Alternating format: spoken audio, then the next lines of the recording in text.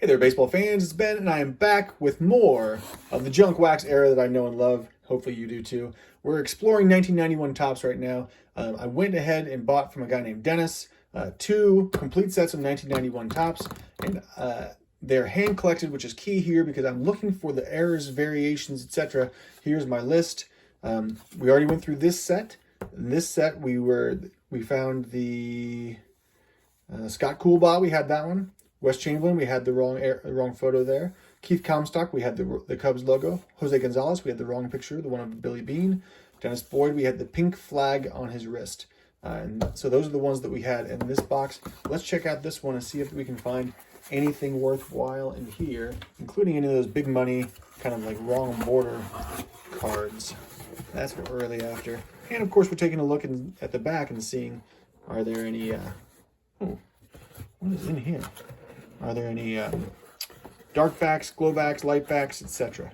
So get that spacer out of there. What are these cards here that are included? We got some Don West puzzles. Looks like Warren Spahn. Yeah, the Warren Spahn puzzle. That's really strange. All right, I'll put those aside. Wasn't expecting to see that. All right, the first one we're looking for is 720 Cecil Fielder.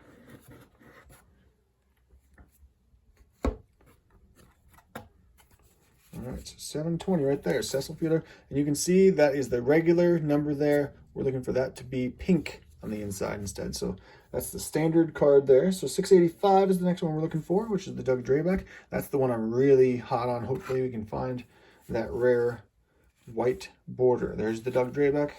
All right, here we go. It's the black border, the standard Doug Drabek. So nothing doing there. 603 is the Wes Chamberlain. Let's go see if we see Wes's smiling face or Louis Meadows with his bat. 607. We're going for 603. These are slightly bowed here as well. You can see. 603. All right. Do we see Wes or Louis? And a Louis Meadows. So that's the error card again. All right. So we got the same one again. All right, 603, looking for 588, which is the Mark Whiten is the next one. And we're looking to see if his hand is encroaching into the white border or if it's cut off like it should be. It's the standard version, the cut-off version. His hand right there should be over the edge for the error. It's a very rare one. I've never seen it in real life. All right, moving on to the next one is Tom Trelhorn, the manager. Number 459. And that's a print sheet variation. 459. All right. So we can see down here, this is a B star. We're looking for the A star, so that's pretty standard. Run there. So nothing doing. Moving on to the next one is Keith Comstock at 337.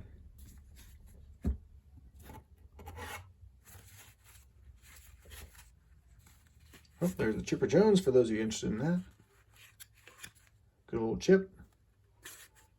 Oh, there's a Keith Comstock. Will he be on the Mariners or will he be on the Cubs? He is the Cubs. It's the error card. So there you go. You got two of the more common errors with the Wes Chamberlain and the Keith Comstock so far.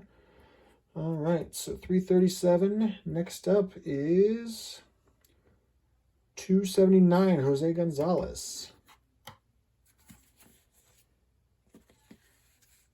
279. All right, so if he's a left-handed hitter here, then it's Billy Beane, the wrong guy. If it's right-handed, then it's him. That's Billy Beane. That's the error there. Batting lefty. Sorry, Jose, but you are not on the card. All right, 277 is Scott Coolbaugh. We get to see whether or not he has a pink feather on his cap or whether he does not. And the answer is he's got the feather. See that little pink mark on his cap? I seem to have discovered that that's a more common one. So maybe you want the one without that. All right, so 277. I guess the next one we're after is going to be 122, Paul O'Neill. And yes, there are other variations, a lot of statistical variations and changes too, which I'm not that interested in. I know there's a Mark McGwire, there's a Don Mattingly. Got the Don Mattingly in the last one too. but those aren't as interesting to me. 122. All right, so there's the Paul O'Neill. Does he have a gray border like he's supposed to, or is it black, or is it broken? It is gray all the way around, it looks like, and not broken. So that one's a standard. 122. All right, we've got just 2 more cards to go here. Dennis Boyd and Chris Hoiles. So the oil can Boyd is right here. What does his wrist look like? It is the one where it has the pink flag on his wrist. So they airbrushed the pink flag on his wrist, but it doesn't have the black outline, and his wrist is not in front. So there are 3 variations to this one. Pink flag I've found pretty common. All right, Chris Hoiles is the next one. And that's another one of those, probably going to be black border, but if it's a white border, I'm jumping through the roof. Let's see here. 48. No, 42 is what we're after. 42, Chris Hoiles. All right, come on, Chris, show us the white border. Oh, that's the wrong one. Boom, that's the black border, the standard version, so nothing doing there. And that is the end of our error list. One thing we didn't look at, though, is kind of what we're looking at for.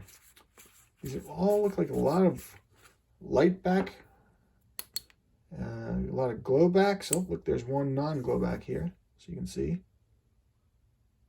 That glows differently, or doesn't glow, I should say. Let's take a look here. So these are all light back. That, and what I'm talking about light back is this Topps 40th anniversary watermark is fairly light.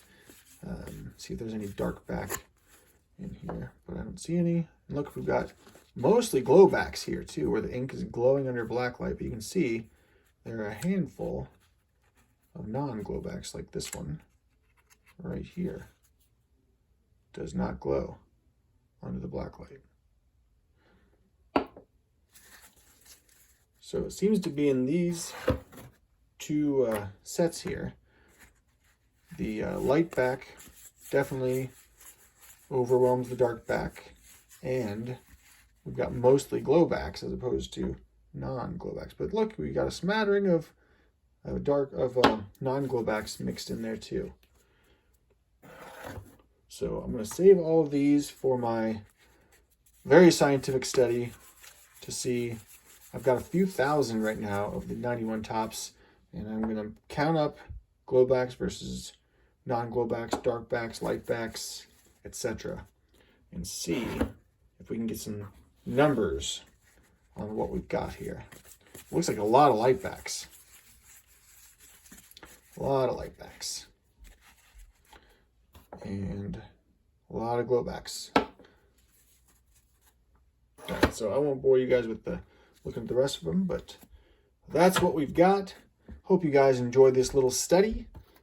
If you have any of those variations of 91 Topps, please let me know. I'd love to hear about them, especially some of the more challenging ones to get. Here's my list. You can copy that if you want to. And there's also a great Facebook group about master set builders for 1991 Topps, because there are so many more variations than even I've alluded to here. So join that group if you're really interested in this stuff. And I guess I'll see you all next time.